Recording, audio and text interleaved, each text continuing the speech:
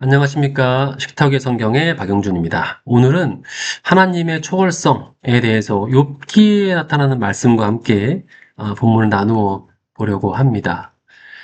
과거에, 즉 포로기 이전에 대략 솔로몬 시대에 이스라엘 사람들의 지혜를 주로 이루고 있던 중심 뼈대는 보상윤리에 근거한 인과응보 사상이었습니다.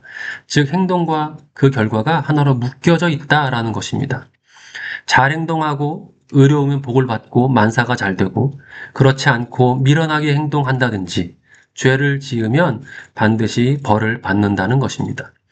이러한 지혜는 주로 잠언 10장 이하에 잘 나타나 있습니다. 예를 들면 여호와께서 의인의 영혼은 줄이지 않게 하시나 악인의 소유욕은 물리치시느니라. 10장 4절에 손을 게으르게 놀리는 자는 가난하게 되고 손이 부지런하게 하는 자는 부하게 되느니라. 22장 4절에 보시면 겸손과 여호와를 경외함의 보응은 재물과 영광과 생명이니라. 이 밖에도 유사한 격언들이 많이 잠언에 나타나 있습니다. 근데 이것은 비단 이스라엘뿐만 아니라 당시 고대 근동 지역에서도 유사하게 가르치던 것이었습니다. 열심히 일하면 부자가 되는 뭐 이런 거죠.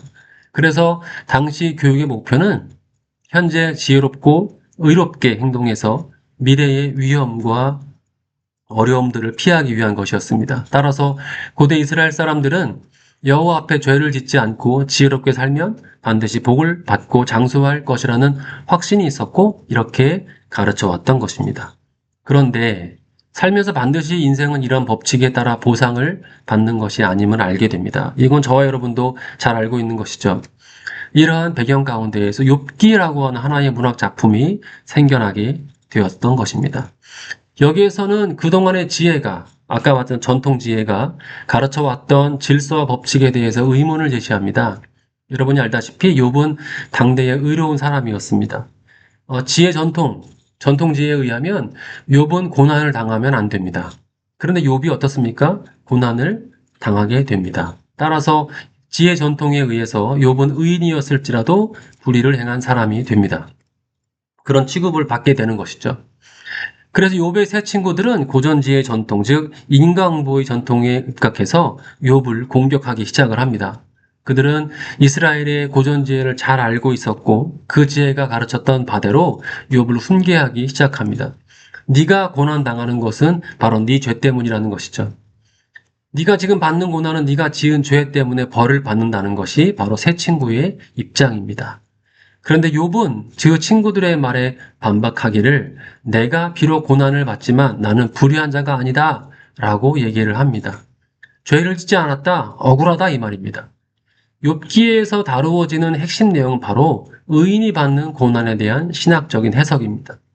과연 무엇 때문에 의인이 고난을 받는 것일까요?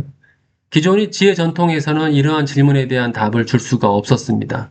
의로운 사람인 욥이 받았던 고난이 해석이 되지 않습니다. 제가 앞서 말씀드렸듯이 고대 이스라엘 사람들이 생각을 했던 인생의 법칙과 질서를 한마디로 말하자면 보상윤리입니다. 행동과 결과가 일치한다는 것입니다. 이러한 질서를 만드신 분이 바로 하나님이다라고 생각을 했습니다. 모든 것을 이러한 법칙 안에서 해석하고 사람들에게 가르쳐 왔던 것입니다. 그래서 욥의 세 친구들도 욥의 고난을 이러한 법칙에 의거해서 해석하고 있는 것입니다. 여러분, 예수 잘 믿고 교회 열심히 다니는 사람이 사고를 당하거나 잘못되거나 성공하지 못하면 어떻게 생각하십니까? 과거의 목사님들은 교회 다니는 사람이 잘 되고 훌륭한 사람이 되어야 한다. 그리고 사람들에게 본이 되어야 된다라고 설교하셨습니다. 그리고 예수 믿고 교회 다니면 복 받는다라고 설교합니다. 그래서 사업에 실패하거나 시험에 떨어지거나 그래서 무슨 문제가 생기면 혹시 무슨 은밀한 죄를 짓지는 않았나라고 자책을 하게 되고 다른 사람들도 그 사람에 대해서 말하기를 아유 교회 열심히 다니더만 속은 아니었나 보네라고 함부로 평가를 하게 되는 것입니다.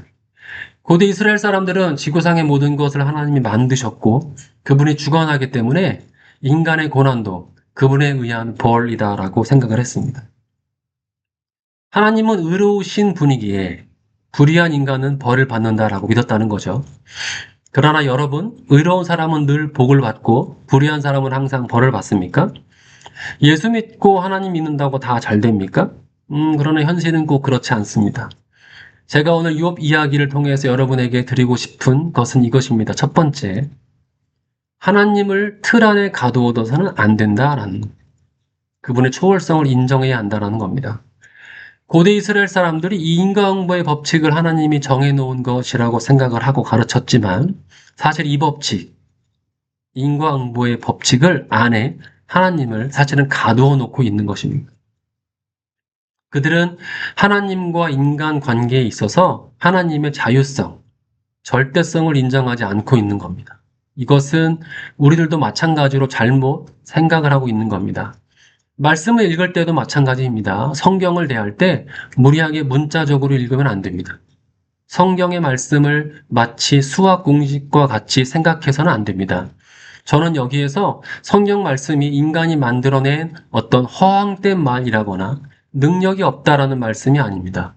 성경은 하나님 말씀이고 말씀 안에 분명히 능력이 있습니다. 그러나 제가 우려하는 것은 전지전능한 하나님의 능력이 인간의 문자 안에서만 가둬서 해석되어서는 안 된다는 것을 말하고 있는 것입니다. 종종 목사님들이 성경이 무슨 인생의 성공 법칙이 있는 것처럼 광고처럼 설교를 하시는데 이것은 잘못된 것입니다. 성경은 하나님이 특정 환경을 갖고 있었던 인간의 한 부분의 역사 안에서 스스로를 계시하셨던 것을 기록한 것입니다. 이것을 문자적으로 무리하게 혹은 축자적으로 무리하게 어떤 명제인 것처럼 적용해서는 안 됩니다. 이럴 경우에 자기 마음대로 성경을 이용할 수 있는 잘못에 빠질 수 있습니다. 우리는 성경의 문자 안에 하나님을 가두어서는 안 됩니다. 인간의 모든 것을 초월해 있는 하나님을 늘 생각해야 합니다. 특히 잠언의 경우는 인생을 관찰한 것을 적은 일종의 속담 모음집입니다. 그래서 이것이 일반 관찰이지 법칙은 아닙니다. 그래서 소위 잘 나갈 때는 잘 믿다가도 고난을 받거나 기도해도 안 들어주면 하나님은 없나 보다라고 그분을 부정하게 되는 것입니다. 사실은 하나님이 없는 것이 아니라 그 사람이 생각을 하고 있었던 하나님이 없는 것입니다. 니체가 신은 죽었다라고 했을 때 그것은 신이 죽었다라는 생물학적이고 단순한 의미가 아니라 당시 사람들이 생각했던 신은 없다라는 의미였습니다. 여러분, 하나님은 없습니다. 우리가 생각하는 우리 식대로 가두어 두었던 신은 없습니다. 하나님을 우리 인간의 좁고 한계가 있는 인간의 생각의 틀 안에 가두어 두는 순간 하나님의 절대적이며 초월적인 능력을 인간 스스로가 거부하게 되는 결과를 낳게 되는 것입니다. 말로만 전지전능한 하나님이라고 고백하지만 정작 그 생각 속에는 하나님의 전능성을 인정하고 있지 않은 것입니다. 하나님의 절대적인 초월성을 인정하지 않으면 하나님은 한낱 인간의 종교에 이용당한 꼴이 되고 말 것입니다. 인간의 이데올로기에, 정치적 목적에, 개인의 목적에 이용당하는 무능력한 신이 되고 마는 것입니다. 사실 이것이 무당들이 필요할 때 구슬해서 귀신을 불러오는 것과 뭐가 다르단 말입니까? 두 번째는 본인 스스로가 의롭다라는 생각을 버려야 합니다. 인간이 하나님의 절대 자유성을 부정하게 되는 경우는 바로 그 자신이 의인이라는 생각 때문에 그렇습니다. 욥은 자신이 의롭다, 의인이다라고 생각을 했고 자신에게 이러한 고난이 생긴 이유를 아무리 생각해도 이해할 수가 없었습니다. 그래서 욥은 억울했고 하나님께 따지고 싶었습니다. 자신이 의롭다고 생각하는 사람일수록 하나님께 자신을 맞추기보다는 하나님을 자신에게 맞추려고 하는 경향이 있습니다. 그러나 자신이 의인이라고 생각을 하는 순간 그렇게 생각을 갖고 사는 사람에게는 남게 되는 것은 이해할 수 없는 하나님의 행동과 그것에 대해서 침묵하는 하나님 안에서 살아야 한다는 끔찍한 경험들 뿐일 겁니다. 우리는 먼저 우선 자신이 하나님 앞에서 의인, 의로운 자, 즉 이만하면 복받을 만한 사람이다라는 생각을 버려야 합니다. 그래야지만 하나님의 절대성을 깨닫게 됩니다. 그 후에야 비로소 그분이 인도하는 대로, 이끄시는 대로 살 수 있게 되는 겁니다. 결국 욥이 깨달았다는 것은 무엇입니까? 바로 하나님의 초월성입니다. 고난 가운데에서 욥이 깨달은 것은 하나님이 없다는 것도 아니고 자신의 흑암 가운데 떨어졌다는 것도 아닙니다. 하나님의 존재 자체에 대한 놀람과 경외심을 느꼈던 겁니다. 우리가 하나님을 대할 때 가져야 할 것은 바로 경외심밖에 없는 것 같습니다. 욥은 마지막에 가서야 하나님에 대해서 자신이 오해하고 있다는 것을 깨달았습니다. 죄 없으신 예수 그리스도가 어둠 가운데에서 고난받고 죽었을 때 당시 누가 이것을 이해했겠습니까? 단지 저 예수로 하는 사람이 죄가 있어서 그런가 보다라고 생각을 했습니다. 그러나 하나님께서는 이러한 인간이 이해할 수 없는 방식으로 인류를 구원했습니다. 하나님께서는 인과응보의 고전 지혜 안에서 인간의 고난과 하나님을 평가하였던 세 친구도 자신의 의인이기에 이러한 고난이 부당하다고 계속해서 반박했던 욥도 인정하지 않으셨습니다. 왜냐하면 이 두 부류의 사람 모두가 하나님의 본질을 오해하고 있었기 때문입니다. 우리가 믿는 하나님은 과연 어떤 하나님입니까? 인간이 다 이해할 수 있는 그런 분입니까? 우리 인간은 신을 이해하고 그것을 공식으로 만들어 쓸 수는 없습니다. 하나님의 초월성을 우리는 인정해야 합니다. 우리 인간은 하나님의 앞에서 경외심, 놀라움과 두려움, 이 두 마음 밖에는 가질 수가 없습니다. 우리 인간의 생각이 틀 안에, 우리의 경험 안에 의거한 이 틀 안에 하나님을 가두어서는 안 될 것입니다. 하나님은 인간이 경험하지 못했던 방식으로 역사하심을 기억하시기를 바랍니다. 하나님의 초월성에 대한 우리의 이러한 고백은 우리를 모든 것으로부터 자유롭게 해줍니다. 동시에 인간적이고 세상적인 환경으로부터 우리의 신앙을 지켜주며 흔들리지 않게 해줍니다.